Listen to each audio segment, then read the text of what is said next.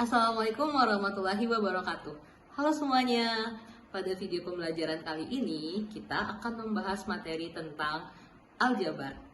Semoga kalian bisa memahami apa yang ada di dalam video ini dan selamat menyaksikan. Materi kita pada video pembelajaran kali ini adalah pengertian aljabar dan unsur-unsur pada bentuk aljabar. Setelah menonton video ini, kalian diharapkan bisa memahami apa yang dimaksud dengan aljabar dan mengetahui apa saja unsur-unsur yang terdapat pada bentuk aljabar. Sebelum kita masuk ke materi pembelajaran, ada baiknya jika kalian menyiapkan alat tulis kalian terlebih dahulu sehingga kalian bisa fokus saat menonton video pembelajaran ini. Jika kalian masih ada pertanyaan, silahkan tanyakan ke guru kalian besok hari. Kita masuk ke materi yang pertama tentang pengertian aljabar. Aljabar adalah bentuk matematika yang menggunakan huruf-huruf untuk mewakilkan bilangan tertentu yang belum diketahui. Contoh yang pertama, ibu membeli 2 keranjang stroberi, lalu penjual memberi ibu 4 buah stroberi sebagai bonus.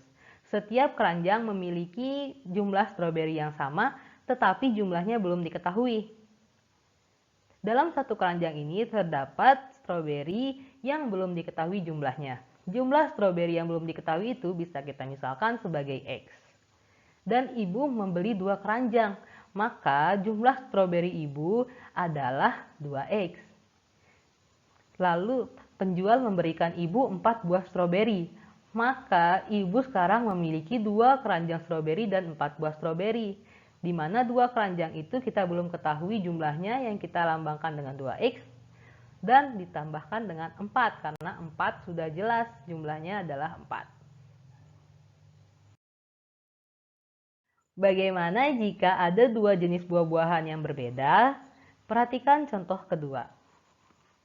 Jika ibu membeli 2 keranjang stroberi dan 3 keranjang apel dan tiap keranjang yang jenisnya sama, jumlah buah di dalamnya sama, tetapi banyaknya buah dalam tiap keranjang tidak diketahui. Tadi kita sudah memisalkan jumlah stroberi dalam satu keranjang sebagai X. Maka sekarang kita harus memisalkan jumlah apel dalam tiap keranjang sebagai Y. Boleh juga kalian gunakan huruf yang lain, A, B, C, terserah kalian. Dan di sini ibu membeli 2 keranjang stroberi dan 3 keranjang apel. 2 keranjang stroberi tadi bentuk aljabarnya adalah 2X. Dan 3 keranjang apel bentuk aljabarnya 3Y. Maka bentuk aljabar dari buah yang dibeli ibu adalah 2X ditambah 3Y. Kita lanjutkan ke materi kedua tentang unsur-unsur aljabar. Unsur aljabar yang pertama adalah variabel. Variabel adalah simbol yang mewakili suatu nilai tertentu. Variabel biasanya dituliskan menggunakan satu huruf kecil. Perhatikan contoh bentuk aljabar di sebelah kanan. 2x kuadrat ditambah 3y kuadrat dikurang 7x ditambah 9y dikurang 15. Perhatikan dari 2x kuadrat. 2x kuadrat variabelnya adalah x kuadrat, 3y kuadrat variabelnya adalah y kuadrat, negatif 7x kuadrat variabelnya adalah x, dan 9y variabelnya adalah y. Negatif 15 tidak memiliki variabel karena negatif 15 nilainya sudah pasti yaitu 15.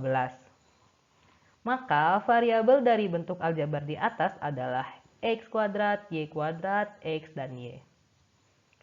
Unsur kedua pada aljabar yaitu suku. Suku adalah bagian dari bentuk aljabar yang dipisahkan oleh tanda tambah atau kurang. Masih kita gunakan contoh yang di atas tadi, 2x kuadrat ditambah 3y kuadrat dikurang 7x ditambah 9y dikurang 15. Suku pertama pada bentuk aljabar ini adalah 2x kuadrat.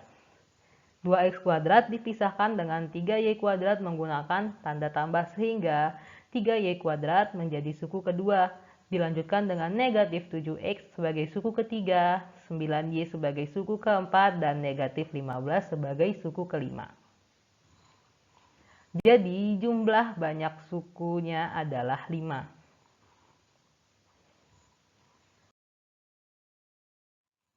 Nah, suku itu ada berbagai macam. Berdasarkan jenis variabelnya, suku dibagi menjadi suku sejenis dan suku tak sejenis. Suku dikatakan suku sejenis jika variabel dan pangkat dari variabelnya sama. Contohnya, 2x dan 3x. 2x memiliki variabel x dan 3x memiliki variabel x. Maka 2x dan 3x bisa dikatakan suku sejenis. Contoh kedua, negatif 2y pangkat 3 dan 7y pangkat 3. Negatif 2y pangkat 3 variabelnya adalah 3 dan 7y pangkat 3 variabelnya adalah y pangkat 3. Maka negatif 2y pangkat 3 dan 7y pangkat 3 merupakan suku sejenis. Suku dikatakan tak sejenis jika variabel dan pangkat dari variabelnya tak sama. Jadi, jika variabelnya beda, sukunya tidak sejenis. Dan jika variabelnya sama tapi pangkatnya beda, sukunya juga tak sejenis. Contohnya, 5x dan negatif 9y. 5x memiliki variabel x dan negatif 9y memiliki variabel y. X dan y tidak sama. Berarti 5x dan negatif 9y adalah suku tak sejenis. Contoh kedua, 6z kuadrat dan 4z. 6z kuadrat variabelnya adalah z kuadrat dan 4z variabelnya z. Walaupun sama-sama memuat z, tapi z kuadrat tidak sama pangkatnya dengan z, sehingga 6z kuadrat dan 4z merupakan suku tak sejenis. Selain dari jenis variabelnya, suku juga bisa dibedakan berdasarkan banyak sukunya pada bentuk aljabar. Bentuk aljabar yang terdiri dari satu suku disebut monomial. Contohnya, x, k, dan 2y. Itu masih termasuk satu suku. Bentuk aljabar yang terdiri dari dua suku disebut binomial. Contohnya, 3x tambah b. Berarti 3x itu suku pertama dan b suku kedua. Contoh lainnya ada negatif 7y dikurang 3c. Negatif 7y merupakan suku pertama dan negatif 3c merupakan suku kedua. Bentuk aljabar yang terdiri dari tiga suku disebut trinomial. Contohnya, 3x ditambah 2y dikurang 1 dan 5x dikurang 6y ditambah 2z. Bentuk aljabar yang banyak sukunya lebih dari 3 disebut polinomial. Di sini diberikan contoh 5x pangkat 3 dikurang 6y kuadrat ditambah 2z kuadrat dikurang 4x dikurang 6y ditambah z ditambah 3. Kita bisa lihat di sini suku pertamanya merupakan 5x pangkat 3, suku keduanya negatif 6y kuadrat, suku ketiganya 2z kuadrat, suku keempat negatif 4x, suku kelima negatif 6y, suku kelimanya adalah z dan suku keenamnya adalah z dan suku ketujuhnya adalah 3. Maka jumlah sukunya 7. 7 itu lebih besar daripada 3 sehingga bentuk aljabar ini disebut polinomial.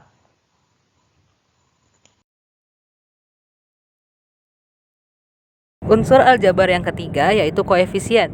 Koefisien adalah faktor konstan pada suatu suku. Koefisien juga bisa diartikan sebagai angka atau bilangan yang mengikuti variabel baik di depan maupun di belakang variabel pada suatu suku. Perhatikan contoh berikut ini. 2x kuadrat ditambah y kuadrat dikurang x ditambah 9y dikurang 15. Kita dulu suku pertama yaitu 2x kuadrat. Koefisien dari 2x kuadrat ini adalah 2, yaitu 2. Sedangkan koefisien dari y kuadrat adalah 1. Kenapa 1? Karena y kuadrat itu sebenarnya maksudnya 1 dikali y kuadrat. Karena hasilnya tetap y kuadrat, jadi yang ditulis y kuadrat. Begitu juga dengan suku ketiga yaitu negatif x. Koefisien dari negatif x adalah negatif 1. Karena negatif x itu sebenarnya negatif 1 dikalikan x. Karena hasilnya negatif 1 sehingga 1 tidak ditulis. Sedangkan koefisien dari 9y adalah 9. Negatif 15 tidak diikuti dengan variabel sehingga negatif 15 bukan koefisien. Unsur keempat yaitu konstanta. Konstanta merupakan suku pada bentuk aljabar yang berupa bilangan atau nilai tertentu. Jadi, konstanta ini nilainya sudah pasti, tidak bisa berubah-ubah. Kita lihat pada contoh aljabar di atas, negatif 15 akan selalu menjadi negatif 15, sehingga konstanta dari bentuk aljabar di atas adalah negatif 15.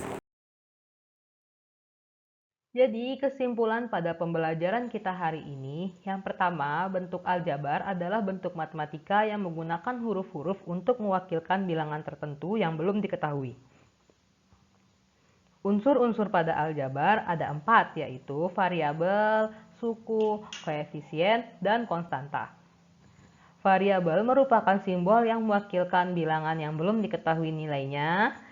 Seperti yang kita ketahui, biasanya variabel itu X, Y, Z, A, B, C, dan lain-lain. Suku merupakan bagian aljabar yang dipisahkan oleh tanda tambah atau kurang. Jenis-jenisnya ada yang pertama berdasarkan jenis variabelnya dibagi menjadi suku sejenis dan tak sejenis.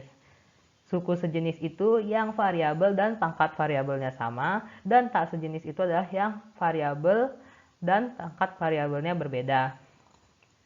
Berdasarkan banyak sukunya dibagi menjadi monomial, yaitu 1 suku, binomial 2, trinomial 3 suku, dan polinomial banyak suku yang lebih dari 3.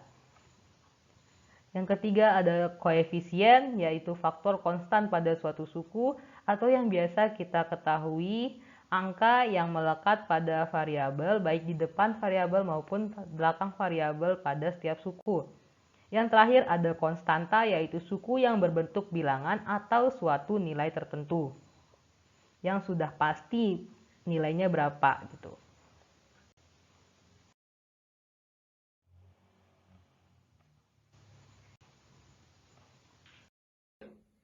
Sekian dari video pembelajaran kali ini, semoga kalian bisa memahami apa yang disampaikan tadi. Jika kalian masih ada pertanyaan, silakan tanyakan ke guru kalian masing-masing. Sampai bertemu di video selanjutnya. Wassalamualaikum warahmatullahi wabarakatuh.